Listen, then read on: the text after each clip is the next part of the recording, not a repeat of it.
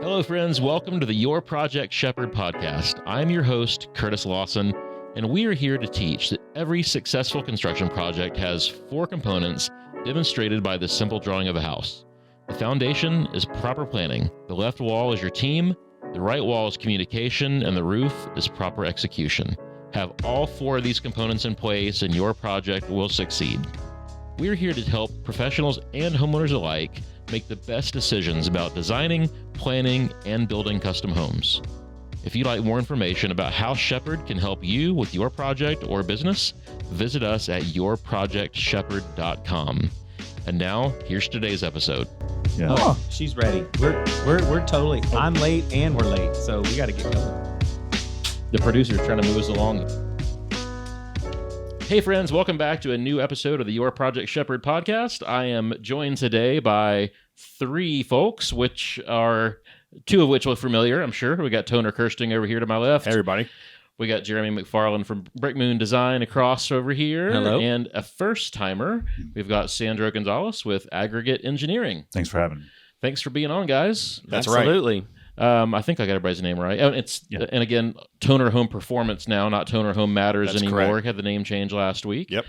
And here at the end, we'll give everybody's socials and contact info and all that stuff.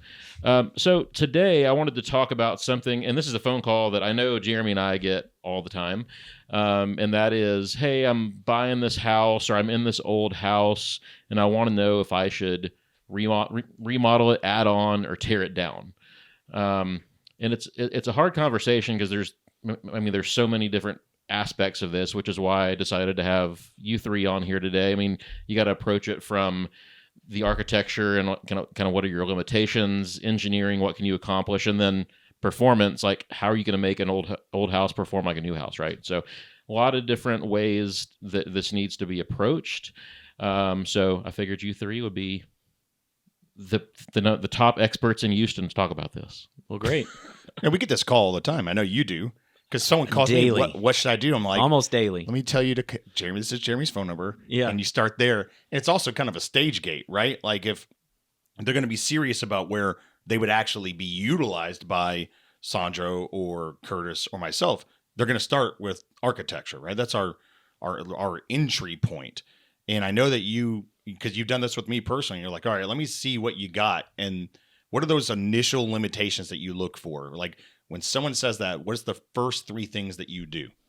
Well, there's several things. One, I feel like it's our job to help them make a good real estate investment. So I have to ask questions about budget. How long are you going to live there? How much are you going to buy it for? So there's some real estate questions that are in that. And then there's also what's the status of the existing structure? There's several factors. I can go through so many things. First things that I look at right out of the gate is the scope of the work as it relates to the site itself. Are there deed restrictions? What are they trying to accomplish to this structure? Can they do what they actually want to do architecturally? Mm-hmm. So first check is it's there. In Houston, there's obviously floodplain deal. We got to look at, is it in the floodplain? Is it a compliant structure? Is it a non-compliant structure? Then structurally, I always look at how far is the foundation out of grade? Can we actually positively drain away from this structure? A lot of these 1950s, 1960s houses are literally at grade. Yep. The brick ledge is literally at grade. And so that's something that we talk through right out of the gate. And I say, in a perfect world, I would never recommend that you remodel this house and put a whole bunch of money into this because it's going to be hard to actually get this lot to drain away from the property, and it gets very complicated. So then structurally, what's the status of the existing foundation? Does it have foundation issues? I usually recommend that they call a structural engineer to come out and do an initial house walk with them to look at the status of the foundation, because if it's structurally unstable or it's got some foundation shifting issues, what is it going to take to fix that? At the end of the day, whatever scope of work we end up with, we have to have an engineer to sign off on it anyways. So I want the team to start getting assembled quickly so that they're getting information from all aspects of this. So again, the team that's sitting here, builder, home performance, structural engineer, architect, really good team to assemble to answer those questions. And I'll get this out there because I know Curtis can't make this next statement that I'm going to make because he's licensed to not make this statement. Please don't go through your realtor for this question, right? They're going to say, oh yeah, tear down's exactly what you want to do here. Oh yes, you can remodel that. No offense to realtors. There are so many complexities that go into answering this question. They're not. The best thing they can do is refer you to a professional that can help you through this situation. And we have good relationships with a lot of real estate agents that do make those referrals. And it's a really good referral because ultimately we all should have the same goal for this homeowner to end up with a great house, happy homeowner, and that it's going to last. Yeah. I wouldn't say that's all realtors, but I would say there's a pretty high percentage of realtors that are kind of after just the transaction. They just want to get it closed, right?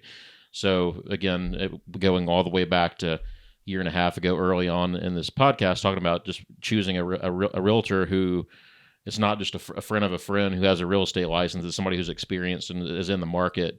But someone that's going to say, I can't answer that question. Let me refer you to an architect and an engineer and a builder to help you make that decision before we pull the trigger on putting this house under contract. And those realtors already have all of us in their phone. We get regular referrals from them, regular business. We're happy to give up some time toward that transaction, especially if they haven't purchased it yet and they're trying to figure out what they're going to do. I know that I probably about a half a dozen times a month will get onto a 30-minute Zoom call with a homeowner, typically on a Saturday morning, and they're in the middle of a transaction, and I can just spend time going through their pictures on Zillow and tell them performance-wise what they could probably expect, especially if they are coming from a bad experience already. So I know that we give away that time right now. But the other thing is also we will sometimes in that initial conversation refer them back to the real estate agent to look at some comps, right? To really understand where does this house sit in relationship to the market? Are they buying this house at dirt value, or there's so much more value sitting there that it swings the discussion on the financial side? So there's a lot of pieces of this to where, the real estate agent can play a huge role in helping us get the right data involved to put that together. But the hardest question that all of them ask is how much is going to cost to remodel this house, which is all of our favorite questions, right? Or how much does it cost to build a new house, right? Depends on what you're going to build. But I want to loop Sandro into this conversation as it relates to structurally, what things are you going to be looking at when you go out to look at a one-story ranch house in Houston? Yeah, what are the no-goes? Yeah, so let me say a couple of things real quick, because not necessarily to defend the realtor side, but I have seen almost every discipline give advice that probably needed to have a full team getting involved. Yeah, and a lot of it was because it's bottom line, they're trying to make money, right? Everybody just wants to somehow. And there's so many engineers, there's so many people just with their small businesses. Everybody's just trying to get their foot in somewhere. A lot of the calls that I get aren't about, hey, I'm trying to do this project. What do I do? It's more, I've already done this, and now we're seeing the consequences. Can you come and tell me how to fix it? And that's very frustrating because the problems already exist. I have never received a call where it's, hey, help us figure out what we should do if we want to do this project. Most of the time, it's after the fact. Unless I'm getting it as a referral from an architect, like I work with Kate in Galveston, and she does a lot of these kind of things. Having the team that, guys like Jeff have put together, Jeff Herrick with Seaside, yourself, being able to rely on people that you trust to actually help the client, not just trying to get their foot in. I've seen all kinds of things where foundation pinning companies, will come in and underpin a foundation, lift it up, and never once consulted an engineer to see what that was going to do to the superstructure. Mm-hmm. And when the entire superstructure starts shifting and twisting, nobody wants to be liable. And then they're calling me going, hey, why did this happen? And I'm like, what do you mean why did it happen? It's a bit absurd. Huh?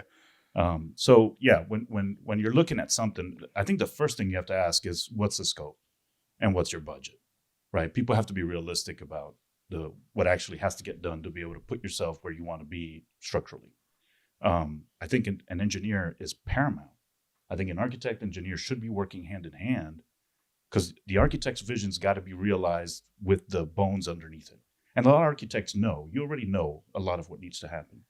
But having that engineer's voice in there, I think just all that does is give more confidence to the client that things are being handled correctly. And we don't want that conversation to be late, because then we go from a flush beam to a drop beam in the middle of a living room. And that's a lot of fun. I'm dealing with that project right now. And they're like, this is, one engineer says, oh yeah, we can go in and now trim the drop beam. I'm like, I don't know how. I'm not a structural engineer, but that sounds like I don't want to be part of this project anymore.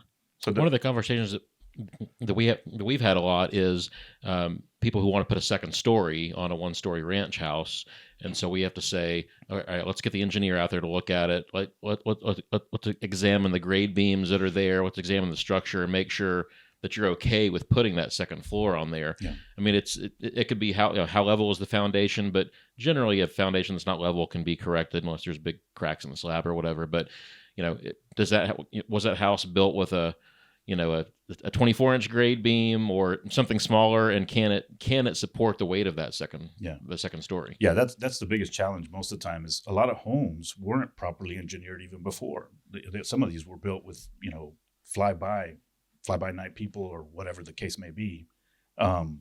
I've seen things where they built it entirely off of architectural drawings. There was no sealed stamp. The foundation is just basic. And so then you're guessing a lot of times as to how something is going to perform because you don't have enough information. And to get the right information is costly. Like if you tell somebody, hey, I need you to go do some soil borings around your house so we get an idea of what kind of your soils are now. It's expensive. Mm-hmm. It can be expensive for somebody, and it starts to throw their budget off. So then you have to start taking the risk shifts. So it's like, okay, well, I know that in that area, I've designed stuff like this. So chances are, if we do this, it might work. And that's the unfortunate part of all of this, right? Is that it's risk liability that you're trying to place where. Mm-hmm. And a lot of times I feel like it falls on the engineer because we're liable for a lot when we sign off on something saying this is going to perform as intended. That's right. A lot of times we will have the homeowner establish a corner of the house, and I'll say, hey, before the engineer gets there, you need to dig this corner up and expose the depth of the grade beam, and ideally underneath, to where we can reach down there and actually feel how wide was the grade beam and how deep was it. So that's a really good exercise that we do on a lot of remodels. Most homeowners are like, we can hire somebody to, oh no, I'll dig it. I'll dig it. And both sides of the corner too, please. Not just one side of the corner. Yeah, literally on the corner. I know, so I need both sides of that corner. Because I need to know the depth, yes. And exactly. Went to one the other day and it was full of water when we got there. I was like, what are we doing here? He's like, oh, and you know what? The engineer was with me. Had a siphon. No, took his shirt off, and laid down and put his arm in the water. Wow. Yeah. That's above and beyond. It wasn't fun. We've had a lot of people that want to put a second floor on a garage, and like in a lot of our 1950s houses, those garage foundations were not ever designed to be anything. Even for a garage, they suck, right? Right. Big cracks across the middle, and Meyerland, Westbury, these neighborhoods around here, people want to build a garage apartment, and I tell them you can't. You've got to tear this thing down and just start with a new slab. And they argue with me. They're like, oh, well, so-and-so told me I could do that. My neighbor did it. I'm like, I'm not going to do it. Right. I mean, usually, unfortunately, we get these calls like, I already have it under contract. And so to do it properly and really to analyze what we're talking about, it takes a little bit of time because we have to get team members assembled to go collide on the scene and do the reconnaissance to figure out, is this actually a good investment or something that you should invest in? Odds are good, just from how many of these we've done, you can almost put a second floor on almost anything as long as there's not major structural failure, when you go out there. Yeah. But the main thing is, again, is there appropriate distance for drainage at grade? That's a really big one. And then I always talk to the homeowners about the remodel snowball. So all of a sudden, I want to put a second floor on this house. Well, automatically, we're going to talk about, all right, this 1960s house has an 8-foot ceiling. In your several $100,000 remodel that you're about to take on, do you want to end up with 8-foot ceilings when this is done? Oh, no, I don't want 8-foot ceilings. Nah. So then you start structurally talking about, all right, are we going to build a pony wall on top of this 8-foot plate? And then the repercussions of that with trying to get a nice joint there, or we're going to sister on studs on top of the existing studs and go up past it. How does that work structurally? Then this old framing wasn't square, it wasn't true. And by the time we get all this in there, we potentially, depending upon the scope of the remodel, we might be better off just tearing it all off the slab and building up new off of the slab. But again, then you have to go back to the economics. How long are we going to live there? How much remodel are we trying to do? Because some remodels are just a primary suite addition, or I want to add a back porch, or I want to add, I'm running out of room, I need a study and a game room for the kids. Again, that snowball on any of those little projects starts creeping back through the house. Do we have to rewire, replumb, re-insulate this house? Yeah. Is there a waterproofing membrane that's still intact behind that brick? Or under the slab. Under the slab for moisture that's coming through the slab. Yeah. So people are always like, well, just give me the answer. Come over and tell me real quick. And I go, can give you a pretty educated, take on it, but to do it properly to where you're going to, some of these people are buying $1 million homes that they're going to remodel because of the dirt cost. And there's a lot more to that's involved. Let me say this. How often in a year does someone start at a remodel and end up at a new home? And how many projects did you all do last year? Globally, or about two. Globally. Well, meaning like all of our offices are just, or yes, we've got out of all your offices, yes, over 200 projects. Okay, so out of those 200 projects, of course, a percentage of them are already new construction when they get to you, right? That's just a known thing. But the ones that came as a remodel, how many ended up at new construction? Real new construction, not very little, honestly, because I go through this exercise up front because I don't want to end up double design. Now, got it. Financially, double design would be better for you. Well, but that's not what I know. Look, we're really good at drawing. If you want to pay us to draw, we can draw, right? But that's not taking care of your homeowner, in my opinion. So asking all these questions up front, there's a fork in the road, and we need to establish quickly up front which path are we going down here, because in some instances it's really close on the scope, and so we will go down a path of a remodel concept that gets into schematic design. Then we intentionally hit timeout and do some preliminary pricing to then at that point there can be a fork in the road that goes, hey, we were thinking remodel, but the costs are so close. The conversation I always have is, all right, homeowner, if we are $50,000, $100,000, $150,000, $200,000 away from a brand new house, at what point do you start going, oh, that delta's not enough, we should just build it new? So that's part of this conversation also, because there are reasons to do remodels that make sense, and there's reasons to do remodels that don't make sense. Yeah. Mm-hmm.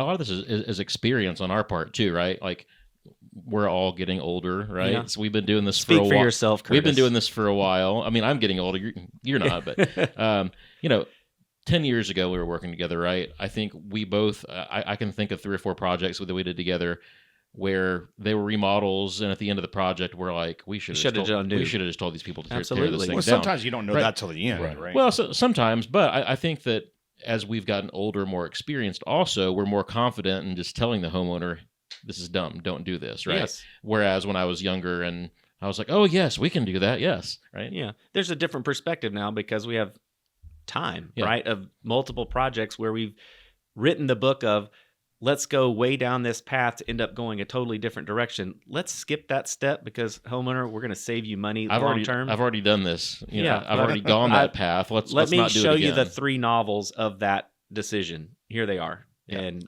it doesn't work out well. And they didn't turn out to be bad projects at all. But at the end of the day, it's like, how much time did we save? How much money did we really save?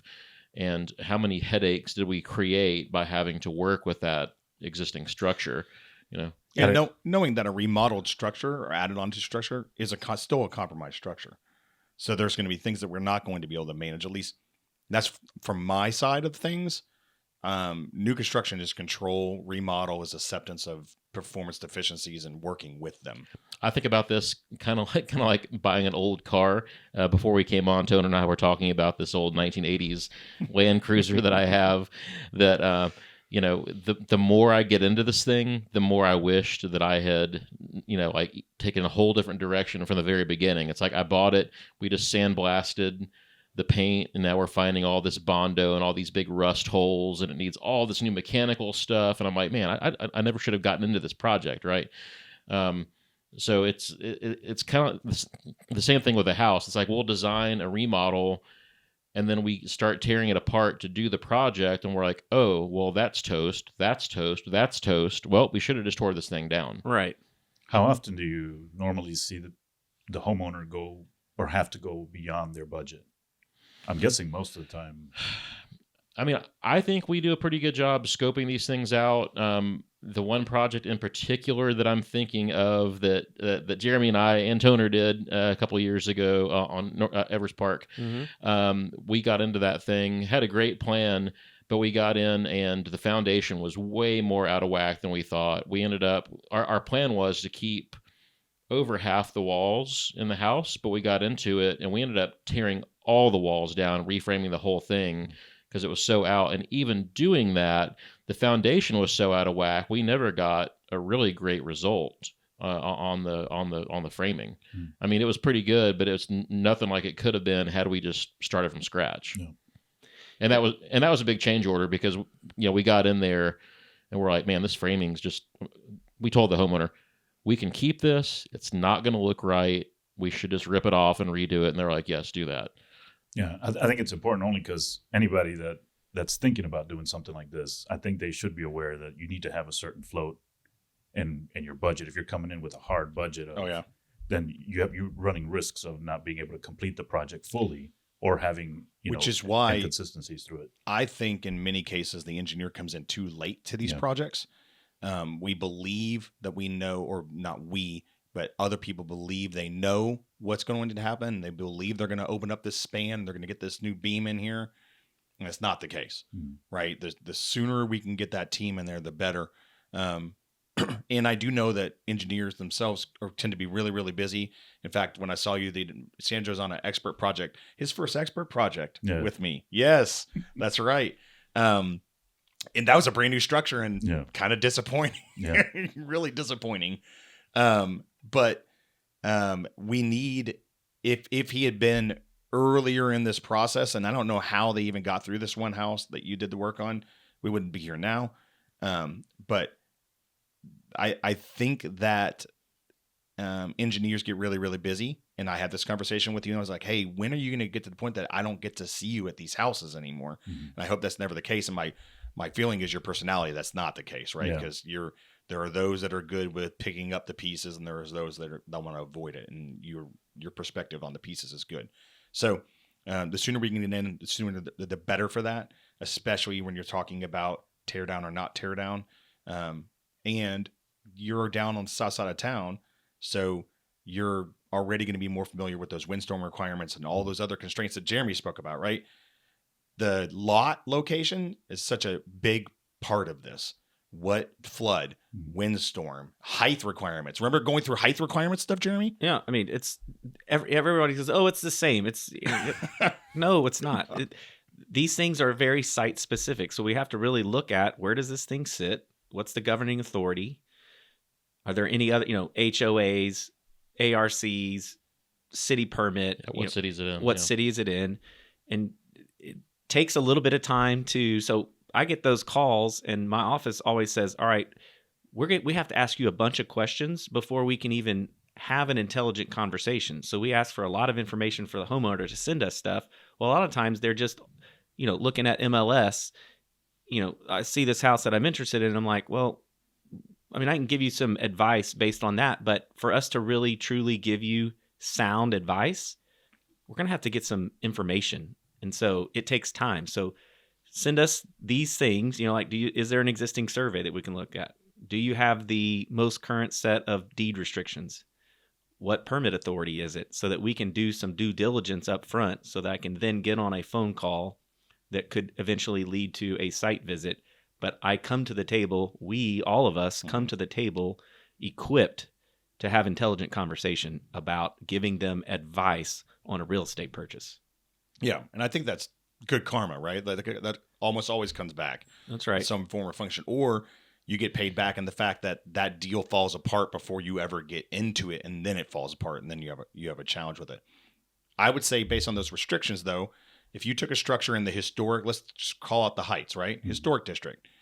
Sometimes that might be a little easier because you pretty much know what you can and can't do, right? The more restrictions, the faster you're going to come to that decision, right? Well, on the scope and what's possible. Yeah. That doesn't necessarily answer. I mean, in the historic district, you can't tear it down if it's a contributing structure. Mm-hmm. So, yes, your limitations start coming down to where tear down's not even an option. So now you're really investigating the structure for what status is it in, how complicated is it going to be to get it structurally sound. A lot of these houses are just sitting on blocks, right? So it's pretty easy to change that foundation system, lift it up, do all kinds of things to it. But yes, sometimes more restrictions enable you to get to the decision quicker because you've eliminated so many possibilities just by the number of restrictions that are on that location. Somebody tells me they're in the flood zone in like in Meyerland and they want to add a second floor and do a full remodel. I'm like, well, you're going to be spending way too much money on that structure. The city's not going to let you do it. Right. End of story. Or I always look, as soon as they call, I look up their address on the flood map. Where are you located? Oh, you're in a floodplain. Now, do you have a current survey that was done since the floodplain maps have changed? No. Well, I have an elevation certificate. Well, what date was it? Oh, 2012. Well, that's null and void. So now we got to get, a lot of times in floodplain houses, I'm telling homeowners, we need to go get a current elevation certificate first step to determine whether you are a compliant or a non-compliant structure. Now, there's a chain reaction on what happens from that. We can do some context clues. If there's houses being built by them and they're at grade and everybody else is 4 foot up, well, guess what? You're a non-compliant structure. I don't need an elevation certificate to tell me that. Mm-hmm. But a lot of times we're going in situations where they're in the 500-year floodplain on the edge right before it switches to not being in a floodplain. Well, those situations, sometimes the existing foundation is still compliant, even though they're in a floodplain, which allows us to do different things architecturally than if they weren't compliant, based on how much square footage we can add, a percentage of the cost of construction. If it's non-compliant, we can still do some additions to it, but then what heights do they have to be at, and then how do we have to submit the paperwork and the cost associated with the work to get approved?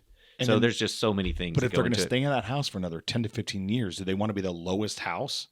Right? Well, those are the things that we talk about. Yeah. We have to talk about, all right, do you want to be, every house around you is going to be 4 feet out of the ground in 15 years. Do you want to be that person? Well, in 15 years, the next person's going to tear this house down anyways. So how long are you going to live there? And what's your exit strategy is what we talk about a lot. Mm-hmm. So again, people think we're just talking about volumes and what it looks like, but there's finances, there's real estate, there's structural integrity, there's aesthetics, there's, exit strategies, resale value. There's so many things that we're talking about. So performance is one thing that I wanted to talk about. So Toner, talk about some of the building performance issues that you have in a remodel add-on situation that you don't have in a new construction. We've touched on a couple of those things like a wet slab, thermal envelope, things like that. One of the first things, and we do this a lot on Jeremy's projects when we go out there really early, is especially on add-ons. They're adding on a primary suite. Well, we're just going to use the AC system that we have. We're going to talk about that. And we have one recently that the scope was they were not going to replace their windows. Well, during construction, they decided to replace their windows. Well, the new AC was already in. The problem is that totally changes the heat load profile. So that new AC system was going to be too large for the new assembly. I needed to know that earlier. Right. And we went through that and we said, are you going to replace your windows? No. And then the builder that they hired said, my window guy is really slow right now and he can give you a good deal on windows. Well, that builder is not a traditional builder of ours. He doesn't understand building science. I think he thinks the earth is flat and doesn't believe in dinosaurs and all this other kind of stuff. So had we had a more experienced builder, you would not have said, oh yeah, AC's already in. Let's go change out these windows, right? Curtis, you knew because we've gone through that kind of stuff before. A lot of the remodel is happening at a time where everything's aged out. Well, all those other components have aged out too. Everything in the attic, everything at the envelope. And we're going to be doing totally different pressure dynamics and usability scales. My phone call on the way here was a house that was built 3 years ago. And every time it rains, they have water coming through the bottom plates. And I'm like, that was the note that we got online this morning at like 5 a.m. They got online and contacted us. So I get on a phone call with them. I'm like, well, we just built it. It's been 3 years. I'm like, okay, well, heavy rains. Come on. I'm like, where's the water? And she goes, oh, it's coming up at the interior wall plates. At the interior walls. So I'm like, okay, this isn't just water coming from the outside. And she said, my builder's been trying to fix it for 3 years. We can't fix it. So we're going to go figure out what that mystery is. I'm pretty sure. I was about to say, you know what it is. I think I know what it is. Yeah, you do. And I think I know this part of town, right? And how we expect things to be built and stuff like that. But the remodels are tricky, especially if they've never lived in it before, which is not uncommon, right? People buy these homes. That's right. And they want to be comfortable in the house that they currently own. And since they have no historical knowledge of how it performs, I need to get in there so early before they touch anything, because the stains on the ceiling, the way the flooring is manipulated, the texture shifts. When we use our lighting, we see previous repairs that no one's seen. And those are all of our tea leaves that determine how it's going to be used. And then I have a client right now, and he's doing a really heavy remodel on Lake Travis. Beautiful. And we're keeping is this one little section of slab. Pretty much everything else is going. Although he wants to do pier and beam, original slab, pier and beam. I'm like, this sounds horrible, right? Like, can we have a 6-inch gap between the two? Can we? Right. Because how we bridge those, especially in how those are going to move, it's probably going to compromise that interior slab. He's like, well, I'm going to redo the grade beam. I'm like, the engineer said he has it all figured out, but we went ahead and also added in to not have any continuous flooring bridging those assemblies, because that's where we'll see that deficiency, right? Mm-hmm. The break on the tile and the wood and things like that. But I wish I had been there before they tore it down, because I could have taken measurements.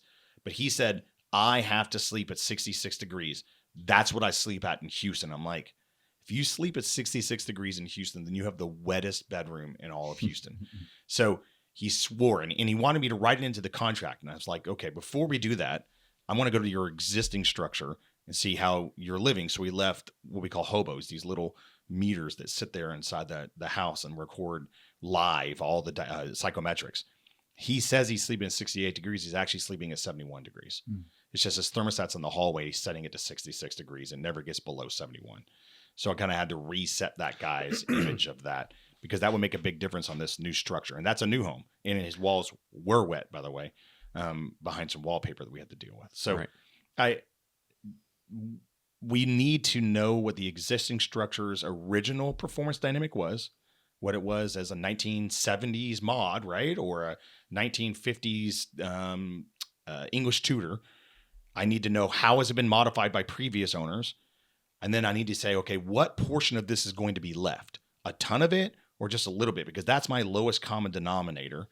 And then how are we going to move forward with that? It's a very complex little scenario that we have to build. And we have to educate the owners on it.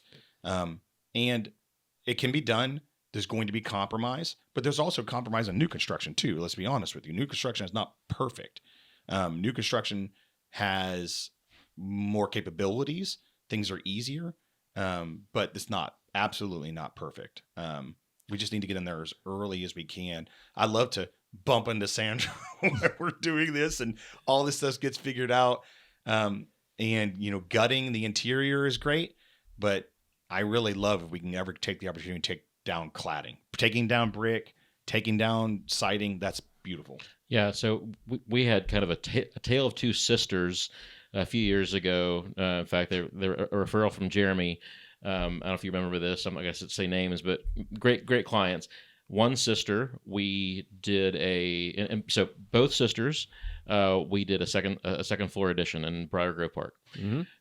One of them, we kept an 8-foot plate, added on a second floor. Did a full remodel except for the master bathroom, which we left as a cost savings measure, which is something I was going to bring up as one advantage to doing a remodel is with a remodel versus a new construction, you can phase it. Yes, you don't have to right. do 100%. it all. You know, so we added the second floor, we remodeled most of the first floor, didn't do the master, save it for later, which they ended up doing 4 years later. They did the master when they had the extra money. So that's a big advantage, right?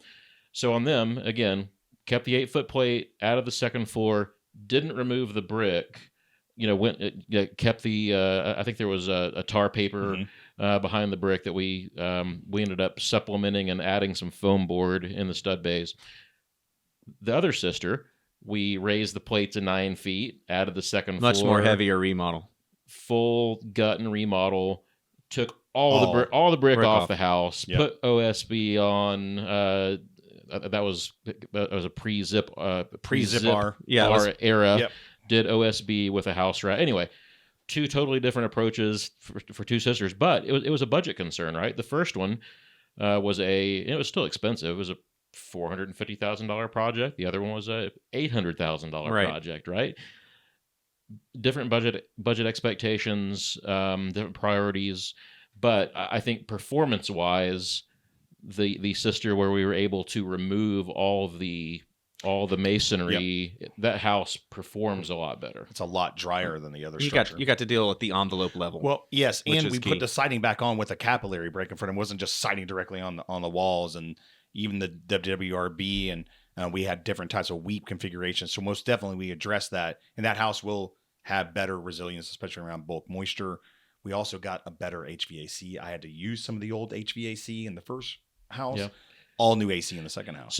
So one of the things that we do when we're going to usually when we put a second floor on is we're going back on top, whether we're raising the plate or not, we're going back with a truss system to run all that That's mechanical equipment through. I've seen a lot of builders that'll just sister 2x12s onto existing 2x6 rafters, and then you're having to create all these chases everywhere to run your mechanicals. And to me, that's I'm about to cut out all 2x12 first floors. Like I just can't. If I walk into I've got a huge one in Tanglewood right now, huge second floor add-on, and they kept all the 2x12s on the first floor, and they all run front to back, and they're boxed out. And I'm like, this is horrible. This was horrible the first time. It's still horrible now. And they said, well, it would have been a lot more expensive for us to change out the trusses. I'm like, would it have been? Really? I think the surprising part, I just did a job where they're still using 2x12. Seriously? like a new construction. Yeah. Oh wow. Construction. And I was baffled because I was like, I don't understand. Like, you're not gonna be able to run anything through there. And Yeah. they're like, this is what we want to do. And I'm handcuffed because I can give them as much advice as I want. But a new builder, they've got their Were reasons. they 13 inches on center? No, it was 16. Okay. Yeah. Wow. Yeah. That's progressive. Yeah. There's not that. I mean, there's in the grand scheme of things, there's not that much of a cost difference to run trusses. I mean, seriously, like a whole house full of trusses for a remodel, $6,000 maybe. Yeah. I mean, it's not that, and they go in so much faster. But I'll tell you where there's some situations where you can think through it. And I talk about that remodel snowball. If they're trying to salvage the majority of the first floor and we're Yeah, not I raising know. this ceiling height, we will pony wall up On above whatever pipes are running through there or Mm. whatever. And you can leave yourself a cavity in a different way Yes. by doing dimensional framing. Yeah. And so some of this just depends on, again, what is their scope and how much are we unraveling the existing structure? Yeah. I always have to remind people how much crap is running right above your drywall and your ceiling that you can't see. All the AC, all the electrical, all the plumbing, the gas lines, everything is there that has to be relocated if you're going to add a second floor on. Well, the other thing, one of the things I go straight to when talking to, are we going to remodel this house or build new, is how much we're going to unravel it. Are we getting back to the studs and it's just, again, slabbing some studs? Well, we can then address this living, breathing organism, right? Which I'm always telling homeowners, why do we need somebody like Toner on this job? I've done 12 houses. I'm like, because one, the way we used to build is completely different than the way we build today. The systems are different. This is a living, breathing organism, and the way it did all that 40 years ago is very different than what's going to happen today. So you're taking two things that live and breathe differently and trying to collide them. Where's the overlap? Are we trying to make this thing work like this side, or this thing work like this side, or some hybrid therein? I said, if you want a bunch of mold in your house, let's wing it. Yeah. And I know nobody here wants that, no right? one wants that. And so, we have homeowners that are literally, that we're all working on right now because their house was built incorrectly. They're now having to redo their house because they're sick, because this living, breathing organism, like a petri dish for all kinds of awesome stuff that we looked at in chemistry and biology, right? Yep. That we don't want in our houses. So it's a really, really important piece of the puzzle. And working with the homeowner so they understand this as early as possible, because that's really one of our primary constraints is their tolerance for these things, right? That's right. If they don't want to listen to this team, there's plenty of other builders and design build groups that will go right through there, and they'll give you what you want, and we'll see them later on. That's right. You see them on a different side of the table. Different side of the table. That's right. Go ahead. Yeah, I was going to ask. I'm curious about your take on coastal building, because I get really nervous with remodels on coastal homes, even though that's really usually the main option. It is. Because tearing down and repiling it's just so expensive. But a lot of these homes were built, when I look at them, they're using 8x8 posts and they're up 10, 12 feet in the air. We don't do that now. And trying to justify load path through an 8x8, it's unnerving. And I think because the risk on coastal is real in my mind. It is. We do get hurricanes.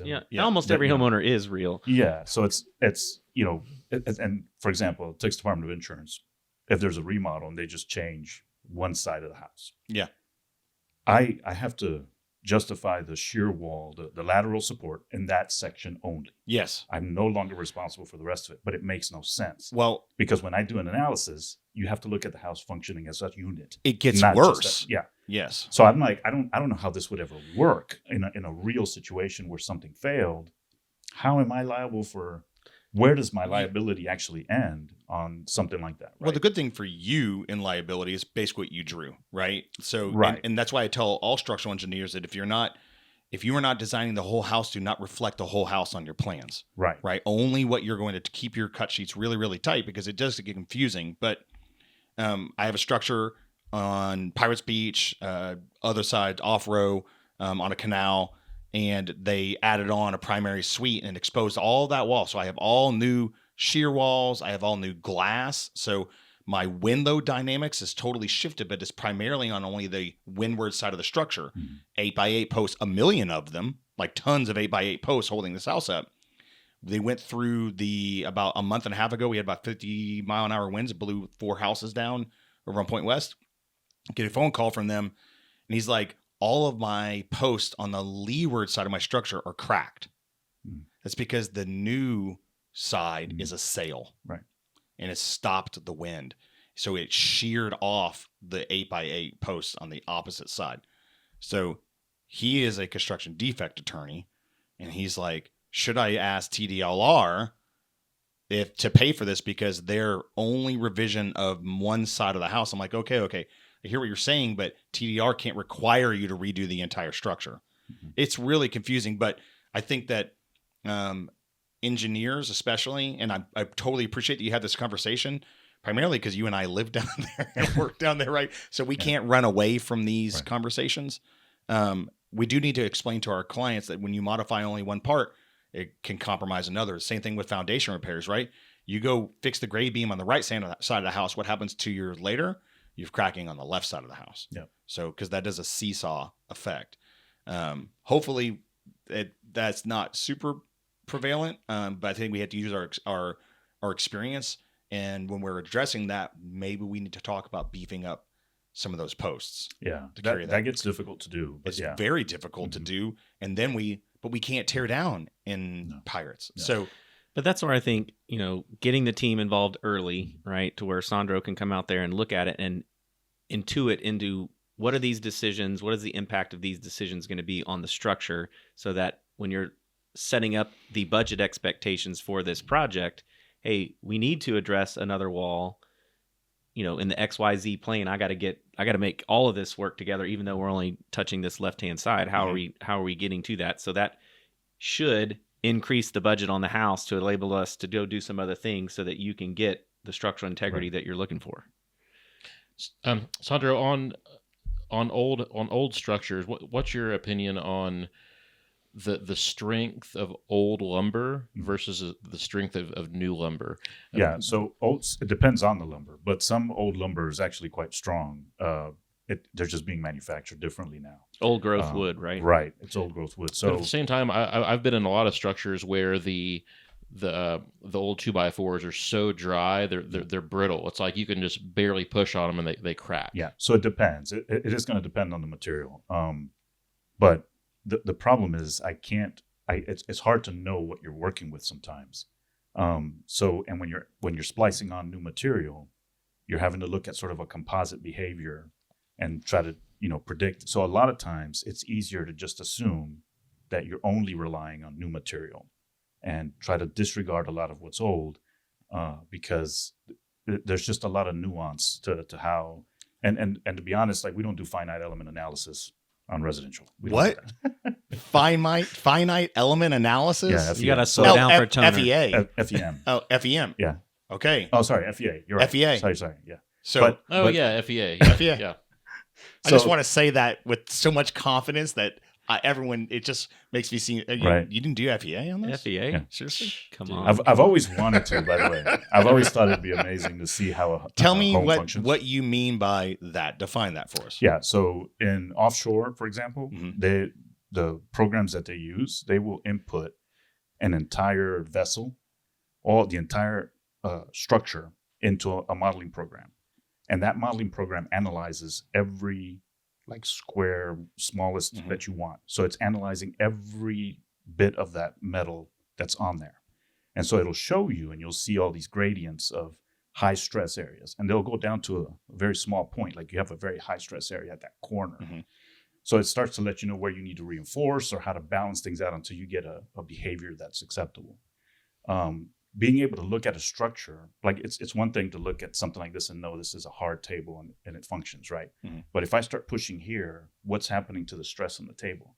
How far along that table before the stress isn't even passed along anymore? The only way you can know that is if you analyze every single piece of this piece of wood. So you have to have a program that can do that can run an analysis, a stress analysis across the entire surface. But in residential, that's us. Yeah, except we're the FEA. We're the FEA. Yeah, so much about building a skeleton in a program is connections, right? The connections, because you have somewhat stiff elements, and they're not real stiff, but somewhat stiff wood, and then you're trying to connect them in pin connections. They're not moment connections, so you're allowing for movement. So now your nails and your screws and your bolts are the things that are carrying a lot of the load, and they're the ones that are going to give, right? So trying to model. You have to be able to model how many nails did you put into that connection, because that's going to tell you how that's going to perform. Nobody's going to be able to do that, but it would be nice, to be able to see a structure that way. And I'll give you a good example of that. So we had a structure in spring. All these nail pops occurred on the left-hand side of the living room. So it used to be the kind of double formal living, formal dining. Now it's all one large space. So they had to take down a shared wall kind of in between. So they did all new drywall around the dining room side. Now all the drywall on the living room side pops everywhere. Drywall pops everywhere. 1972 structure. Why is that? Because all the new drywall was screwed in place. It is structurally more sound than the existing drywall, which is nailed in place. So as it expanded and contracted through the seasons, it actually pushed the nail heads out on the lateral side. So should we have nailed that sheetrock?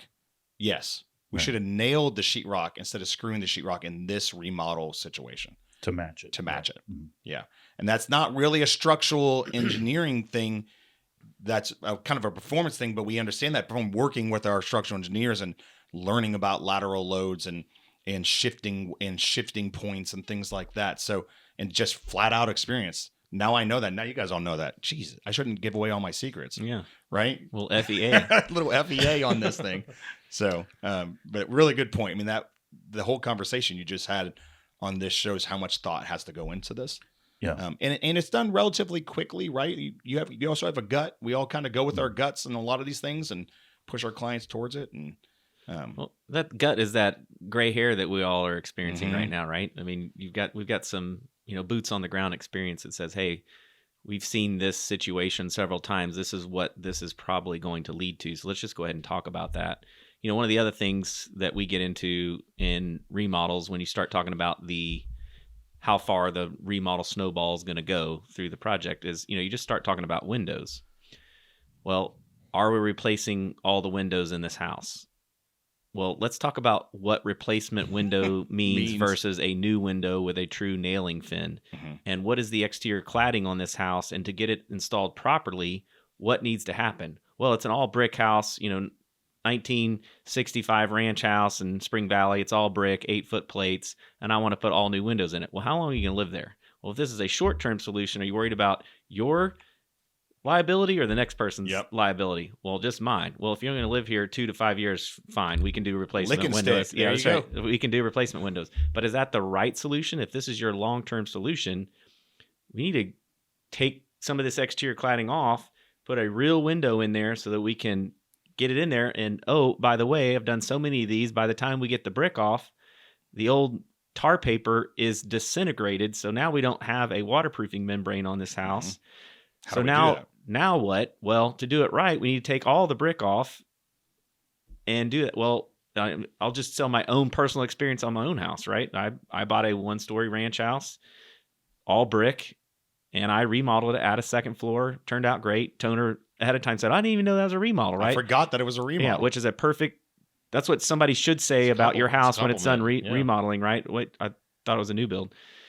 But, that's the intentionality that a team can make your project go. But got into it. We were going to keep the brick, old Chicago brick. I didn't want to paint the brick, so I can get old Chicago brick. It's all over the place. So I can get it back in there. Although, your grout is going to be evident when you see that, right? Or you're going to be faux finishing some grout, right? To make it look like it blended in with the other. But we got into it under construction again until you get it kind of pull things back and get it exposed. You don't know what you have till you get out there. Well, Mason calls me and says, hey, your waterproofing membrane is pretty much not here. Yeah. What do you want to do? And financially, I didn't want to do what the right answer was, right? But I knew the right answer is what I do for a living. So I said, all right, we need to pull the brick off.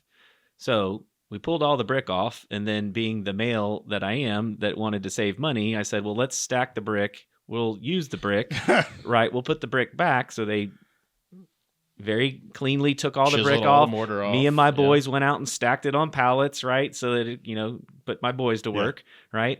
And forgot or didn't tell, depending upon what your perspective is, didn't tell my wife that we were going to take the brick off.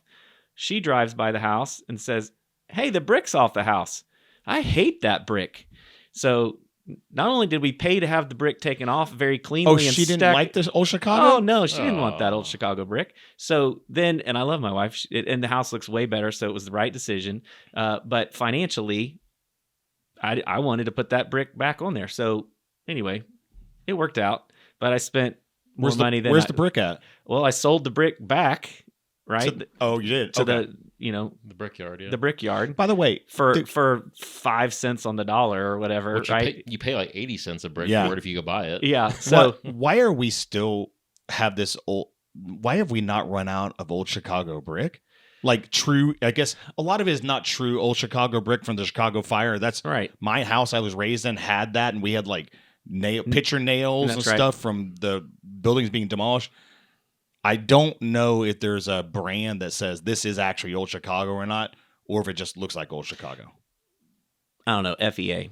It's bothering me. It's bothering me. There's no way we have this unlimited resource of old Chicago brick. Yeah. Sorry to digress. It's been, I stay up at night worrying about these things. Yeah. I do have a good example of what this topic is about. I just did a project. It was a reception area. It was a barn style reception area, and it was gambrel roof.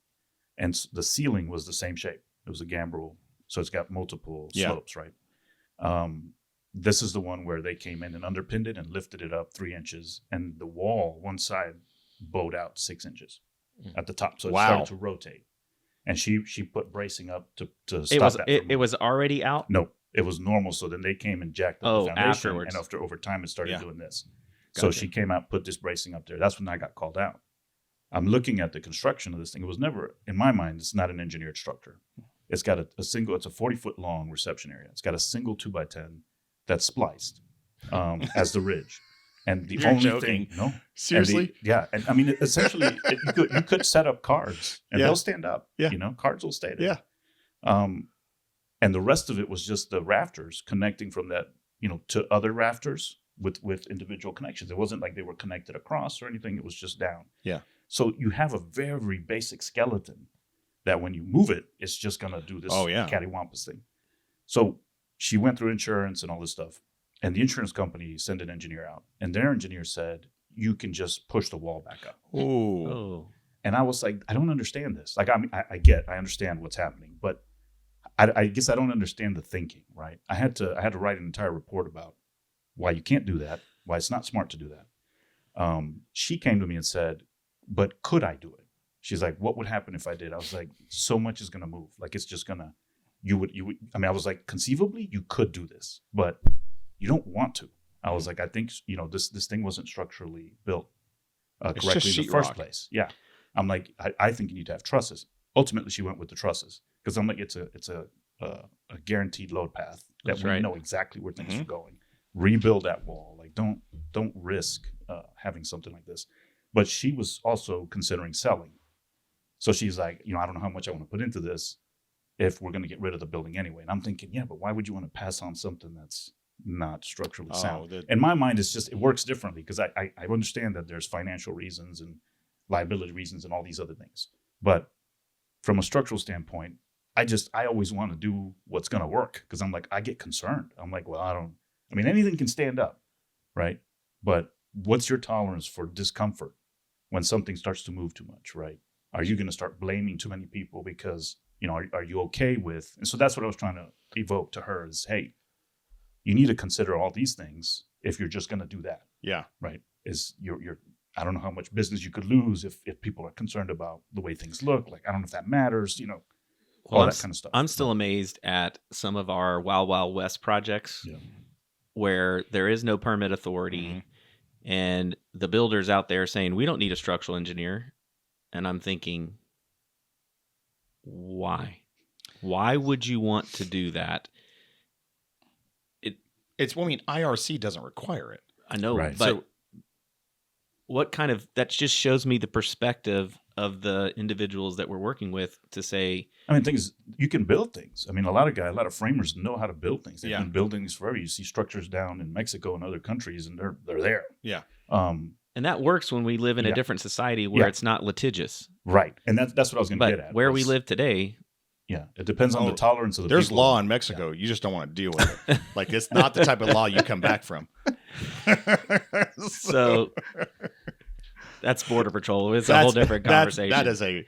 But, to me, I just think the minor cost of getting it done right for the long-term success, and I don't know that it's always a minor cost, but those trusses were non-minor costs. Right. That was not a disruption.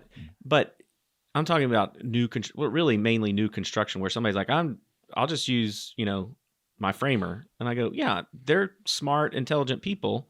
But now you, builder, are taking on all the liability of this structure if it misbehaves. All to save $5,000 to $10,000 worth of engineering I'm like, costs. You're giving such bad advice to this homeowner. Mm-hmm. And I would tell you on our forensics, every time we get done with the project and we explain what's going to go on, they all say to a T, if I had known, I would have done this. Yeah, right. Okay. Because all of our owners have only perception. They have their view of what this situation is.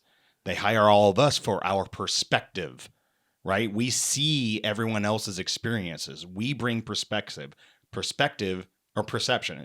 Perception. They have perception. Both we have of them. Perspective, right? perspective is what's going to allow us to say, we know this because of our experience. And then we're going to bring this through you and help you redefine your perspective. All right. So, I mean, everyone says, I would have done this. Oh, Toner, I would have hired you originally. Oh, that makes me feel good. And I've had clients of yours. Yeah. They didn't hire us, and then they had issues. Then you were like, hey, I told you. Yeah. Right. And here we go. And I've referred people to Curtis, and they didn't hire Curtis.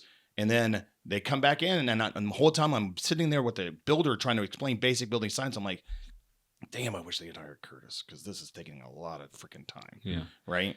And then when we don't have engineers, like the house we went to just on the other side of a toll bridge, like literally a mile away, engineering was required.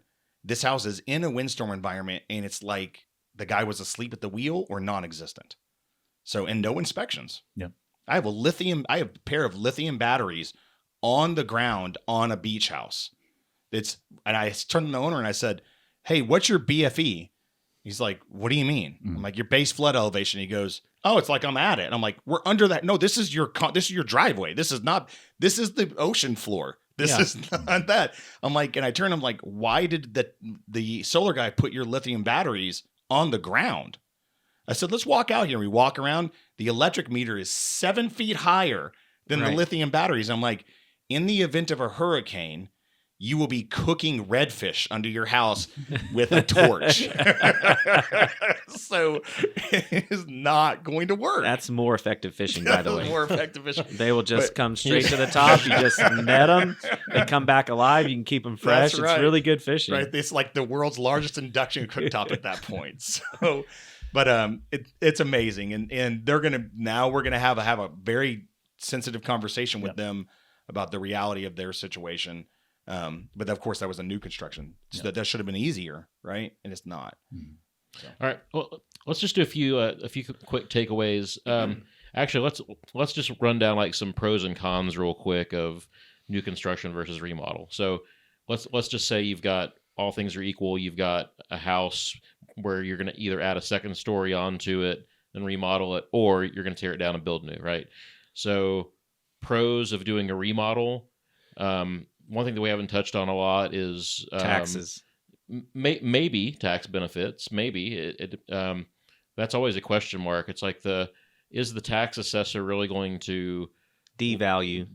Are they really going to devalue it because it's a remodel? I don't know. No, it's all of it's my all hit or experience miss. says yes. Really? They do devalue it. Yeah, they don't write this down, but I've witnessed on multiple occasions that in a remodel that they can't price it out like new construction because it's an older structure. So there is a unpublished, non-point your finger at it, tell a homeowner you're going to save X dollars on taxes. It doesn't work because that way. They're not walking inside and seeing how beautiful it is. Right. Gorgeous. But that is one of the positives. Now, how long does that last? What is the dollar value of that? And I do think there's some financing things because it's easier to borrow against an already existing structure.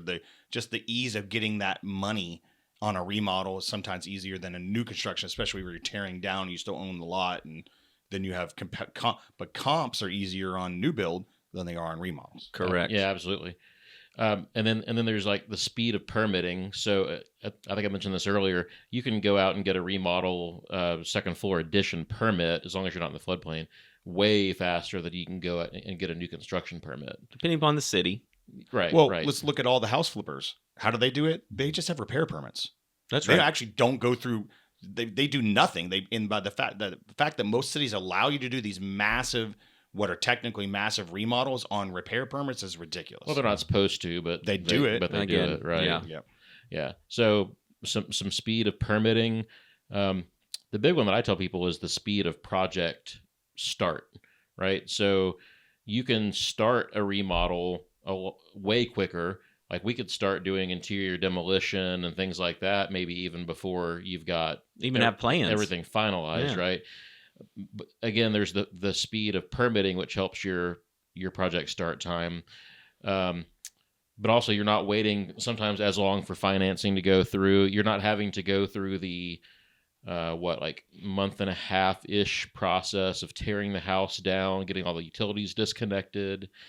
So there's some speed advantages there as well. And then I touched on, the remodel could be done in stages. You don't have to do the whole house right now if you don't want to, right? That's right. And our remodel, you get to enjoy living in it during a remodel because that's always fun. No, no, we do not allow that. No, thank you. Well, that's one of the questions that I ask homeowners is, do you plan on living here while this is happening? And if the answer to that is yes, here's what I already know. There is a pool of builders that will just say no to your project. And then there's a pool of builders that will say yes to your project. And then wish they had said no. Well, that's for them to decide, right? But it definitely narrows down who our builder options are. But then you also got to talk them through, okay, based on this scope, what are the challenges of living there that you're going to go through? Because it's not a simple clean break. Like, this is all going to be on its own system. Your power is going to run perfectly the whole time. AC. I mean, there's a at what point do we open up the house to the elements? There's lots of things there, but I think a good remodel really goes back to let's have a good master plan concept. So we tell all homeowners, even if you're going to phase this thing, you really need to back into or start with a what do you hope it is one day concept. You don't have to get it all buttoned up and everything, but you got to understand the full scope of the wish list, and then you back into the phase, because part of our job is to minimize double dip, but to also think through the full scope of the project. Do we need to overdo the drainage on this first phase so that the calculations work later? Otherwise, you're redigging up your whole yard or whatever's happening. Or you and I have a project in Wimberley, and I have that call this week because there's 3 phases to this project. And I had a great meeting with the homeowner. It's up on this really cool bluff overlook. And I said, hey, what I am doing for you has to be implemented now for all 3 projects. Phases. That's right. So, and I'm actually going to save you a lot of money by not having to redo this over and over and over again. But we're going to commit to all of our AC stuff, all of our window stuff, everything now. Because if I do it in little bits and pieces, you're actually going to have little miniature building performance issues until you get there. So, and I don't know if I could have explained that over the phone. I had to be with him in person. On site. Yeah. On site, explaining that. And now they're on board. But he's like, I don't really know what I want to do with all 3. I'm like, we're going to have to kind of start to know. Yeah, that master plan is really critical. Yeah. And going back to, are you going to live in the house or not? And again, this also goes back to all the experience and the gray hair that we have now. 15 plus years ago, I actually agreed to add a second floor onto a house that a friend of mine was living in while they lived in the house on the first floor. A whole second floor? Seriously? Yes, we added a whole second floor with him living on the first floor. Are you guys still friends? we actually are. We're actually still really good friends.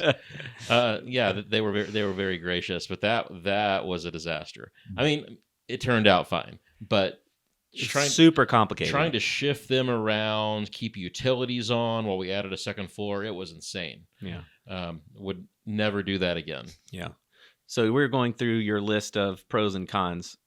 Cons to remodel versus cons to remodel. Give us some cons. I think structurally, you have to be careful about how things are going to perform. Like what we were talking about before, some areas like the popping of the sheetrock, right? You really have to be careful about how stiff something's going to be in relation to the rest. So a homeowner should be aware that just because you're bringing an engineer in doesn't mean that everything's also going to function perfectly. Sometimes there's effects that an engineer just can't predict because of older structures. So, yeah, I think that and having engineers that know remodels is different than an engineer that just does new construction. Correct. Right. Same thing with building. Yeah. And architecture and building performance. It's all, yes. And I do think that those that do remodels do better new homes because they're more conscious of those kind of effects. I would say we're on cons still, right? For remodel versus new construction, it's going to come down to decisiveness. Sometimes it's easier for some personalities to start from scratch and to just be able to place them. Because like Jeremy's team can say blank slate, this is what you got. And because they lack vision into where this is going to go, and there might have emotional tie-ins to the original structure. Sometimes it's better just to start from scratch. And Jeremy's team not only would take him through the architecture, but also the interiors, which I think is really, really important, because bridging interiors on a remodel when you're not doing all of it is so much more difficult. But I will tell you that personally, I like a really well remodeled house better than I like new homes. Yeah. We love remodels. I mean, I like working on them. We like new construction too, but the remodels are fun. It's a really fun puzzle to put together. But there's a lot more decisions. So some of the cons of a remodel is you are going to have some limitations, sometimes on building performance, sometimes on material selections, because of how you have to respond to an existing condition.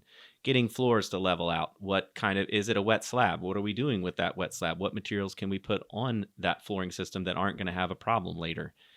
Oh, I want, sand and finish, real hardwood floors everywhere. Well, maybe. You're lighting between spaces. Yeah, it just depends, right? So that can be a con, but for some people that narrows down their decisions, which could end up being a positive because, I always say, paralysis by analysis. A lot of times people that are trying to figure out whether they want to do a remodel or a new build on their house, they end up never doing a project because, one, they don't get a team involved to help them, give them wisdom to make the right decision. And so they're just, I don't know, what do you want to do? I don't know, what are you going to do? What is that going to cost? I don't know what that's going to cost. Is that going to be too much? Is that going to be enough? Is it going to work? Is it not going to work? I don't know. And, 3 years later, I mean, I get the calls where, somebody called us 3 years ago, try to educate them on how to make a decision.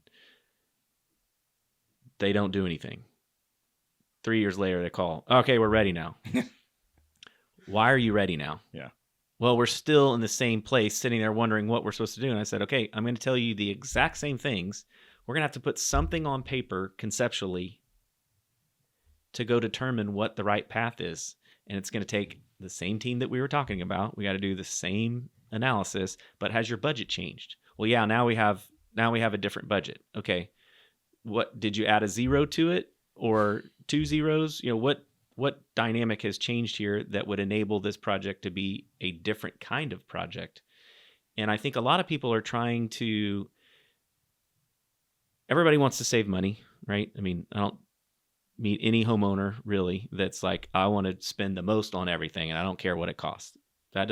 Most of those clients don't exist. So they're all trying to save money in certain places. And so what I try to explain to them is, I said, some of what we're going to do as a team costs money because it's education. And in a remodel, I don't know of any education out there that doesn't cost money. Well, that education could be time, which ultimately is money, right? But it's also financially. You got to get something out there so that the team can respond to what is possible or what's not possible. So you, as a homeowner who didn't go to school, that wasn't trained in this, that hasn't done a gazillion of these, is only thinking with a certain set of tools. By hiring a professional team to investigate the options, you're going to end up with a better solution, probably aesthetically, architecturally, functionally, performance, everything. But you're going to see, we might be able to solve your issue with something simpler than what you're actually thinking once we get into it and understand what problem we're actually trying to solve. No, and I'll give a great example of that. I'm remodeling my house on the island right now. We're getting ready to start remodeling. I thought, and I'm in the industry, right? Like, right. I'm in it. And I thought, okay, I think I know exactly what I want to do here. And I get on a call with Joel and JP at Jeremy's office. Jeremy didn't take my design meeting. He didn't show up. Hey, good people. I know. That's right. That's fine. I'm only as good as my people. I know. And that's fine. How did the meeting go? Meeting went excellent. Thank you. And you know what? We were probably more productive than you and me in the room. We just talk a lot. That's all. Plus they need earplugs. But they had done their work before we got there, and they ended up reconfiguring our primary suite into something that was going to bring so much more value into our structure. And then even when we revisited it lately for a revision of that, they still were able to bring some design to this that I hadn't really thought of that will ultimately make me $100,000 in value. I mean, like, was going to help most definitely the value of that structure in the long term. So even being in the industry and thinking we know what we know, we don't know what we don't know. The team's done a great job so far, and we'll see how it all comes out. Right, we're on the hopefully last design, and then we'll move forward on that. But I think that was me trying to decide. Now I can't tear down; I'm historic, right? But what kind of a remodel do we do here? So it was their experience that helped bring that to the table. So. That's a great way to wrap it up. Yeah. It's all about the team, right? Yeah. No, it really is. I mean, you're only as good as your team. So, you get what you pay for. You get what you pay for. And, ultimately the soft costs that are associated at this table are minor in comparison to the construction costs of what the homeowners are actually about to spend. So when I'm constantly, whether you hire us or somebody else or people like us, you need a good team, right? That should all be on the same page working for that homeowner, right? Great houses, happy homeowners. That's what we're all about, right? And so that team has to be working together to instruct that project. And we should be putting together plans that everyone downstream is going to follow, not interpret. Yeah. The interpretations of where all the problems exist. So without a good team, and I know we're trying to wrap up, but I want to talk about the new construction pros of a project. Forgot about that. I mean, we're on a project right now on Tiki Island with a very cool ICF project, right? But the homeowner has a very high expectation for structural performance on his house because he wants his house to be there when what we already know is going to happen one day down there. And so, really cool design, but we're having to funnel that through all of these systems at the same time. And that living, breathing organism is adjusting as the different team members are involved in the project, because each one of the strings that each one of us pulls impacts something else on somebody else's plate. So it truly is this awesome collaborative effort where synergistic. Yes, there's synergy there. FEA is happening. And it's gone really well. No, it's going awesome. And the homeowner loves it. Yeah. But it takes time. It does. Right, to do what we're doing. The reverse of this project would be, all right, give me a set of plans. Plans are done. We don't even know who the structural engineer is. They send it to somebody, and it wouldn't have performed anywhere near what the expectation was, right? And the expectation, homeowner set an expectation that truly isn't obtainable and knows that in advance, right? But is really challenging the team, saying, I want this thing to be bulletproof as best that it can in the environment it's sitting in. And it's a really cool project. It's fun, and it's awesome getting to watch the expertise of each team member influence what's actually going to go down. And it's morphing and evolving as we've made it from, the preliminary concept to construction documents, right? It's going to be a great house. It's going to be not going to look like anything else that's out there, right? I just issued the drawings. Yeah, I know. That's why I'm like, I just answered a question to him this morning. Did you? Yeah. So I haven't seen them yet. Well, I guess we should brought Jeff, huh? Yeah. But no, that's one of the positives of new construction is that you get to use the expertise of the team from the beginning, and that team, it's going to end up with a better product. You get to maximize the process. Yeah, that's right. So that's definitely one of the positives. Better long-term performance, hopefully fewer long-term issues if the team is on top of planning those details. I think that design process is more like a good design process is more like a figure eight here at the table, right? That's right. Whereas I think some people approach it like a straight line. Very systematic, yeah. Right? They go architect, engineer, building performance, then we're going to bid it out. It works so much better when you're in this this pattern at the table where it's back and forth. That's right. Yep. So that's definitely, and a good remodel tries to get that team as early in the process to end up with the same positives, right? Yep. But you're still working with the base that you're working with. That's right. To where a new construction, But this is why I started the conversation with you first. I said, Jeremy, you're the one who ends up having this primary conversation most of the time. So to not toot Jeremy's horn, but Jeremy and other architects like them are the Sherpa in this initial evaluation, and bringing in those other teammates early on is how that's going to happen. I mean, they can come to Sandro, they can come to me, or they can come to Curtis. We're likely going to be referring them back to the architect to begin with. So yeah, and Jeremy, I'll toot Jeremy's horn for a second. They have a great process at Brick Moon. Their vision questionnaire, right, that you guys have, I'm sure that has evolved over time, right? Constantly evolving. But they have a great process for extracting out of the customer's head what it is that they envision, and then taking that information and putting their expertise on it. So I've been through that process with them. I've watched other clients go through that process. But yeah, that's kudos to you guys. That's a great way of figuring out what's important to the homeowner and really digging into the project, instead of the other way that I've seen architects do it is it's all about me. I'm going to draw what I want to draw. Here you go, Mr. Homeowner. Yeah. By the way, that's usually the first thing I ask is when somebody calls and they have plans and I need to put a bid on it. I'm like, are you working with an architect? The worst is when they're, I just bought these plans online. And it's like, that was our house that you and I, they bought this house on plans online. We just threw a bottom floor on it and stuck it on the beach. Great. Because you have no recourse to go to anyone. It's like there's some company in nowhere. And it doesn't matter. And then they want to make changes. And you're like, I'm not your architect. Like, Refer back to season 1 of the podcast for that whole story. yeah. Plans.com. It's amazing. You should go there. Awesome. 25 cents a square foot. That's right. That's right.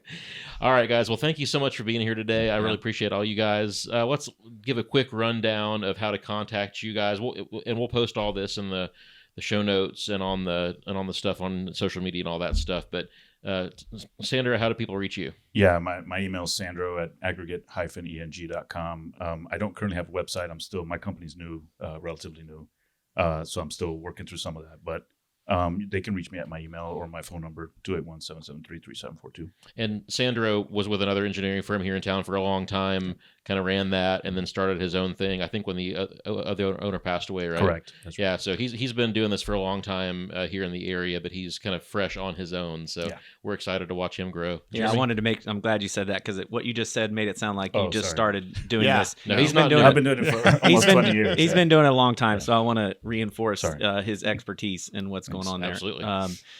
Great place to get a hold of us is brickmoondesign.com. You can get all of our information there, phone numbers. We have an office in Houston, one in the Woodlands, and one in Wimberley, Texas. So we're really set up to serve our clients where their project is located in Texas or where they want to do the design work. So it's really nice to service them. We still have used these great relationships in all of our offices. So you're going to get this same thing that we talked about at any location, but brickmoondesign.com. And we'll post Jeremy's cell phone so you can text him late at night too. Yeah.